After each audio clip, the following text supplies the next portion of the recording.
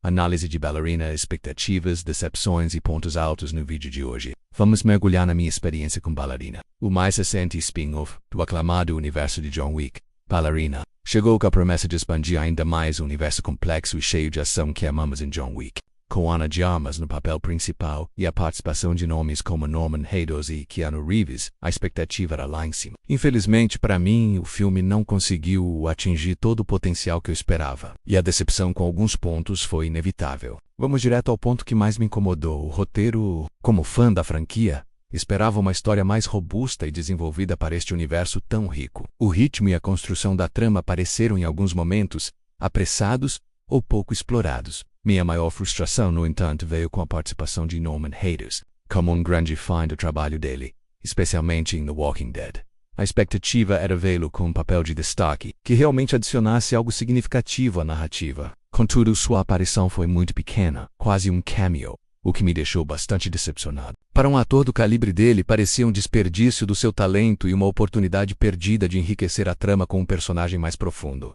Nem tudo foi decepção, felizmente. Um dos grandes acertos do filme, na minha opinião, foi a participação de Keanu Reeves como John Wick.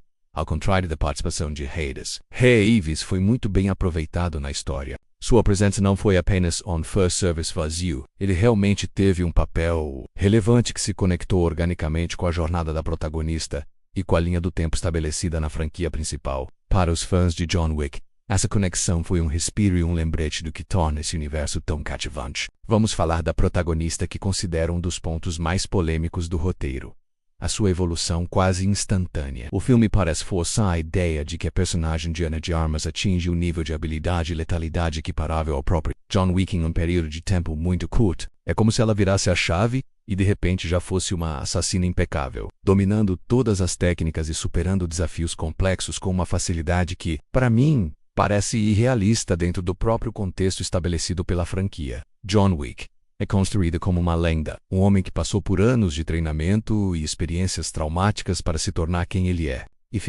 a protagonista de Ballerina atingiu um patamar similar tão rapidamente compromete um pouco a credibilidade da sua jornada e a ideia de que ela realmente teve que lutar e aprender para chegar lá. Em resumo, Ballerina tinha um potencial enorme, mas acabou me deixando a desejar pelo hype. Enquanto a participação de Keanu Reeves foi um destaque positivo e as cenas de ação ainda mantêm a qualidade visual da franquia, e a fragilidade do roteiro, a subutilização de Norman Reedus e a aceleração da evolução da protagonista foram pontos que pesaram negativamente na minha experiência. Concordam com os meus pontos? O que vocês mais gostaram ou o que mais os decepcionou? Deixem seus comentários aqui embaixo, vamos conversar sobre isso.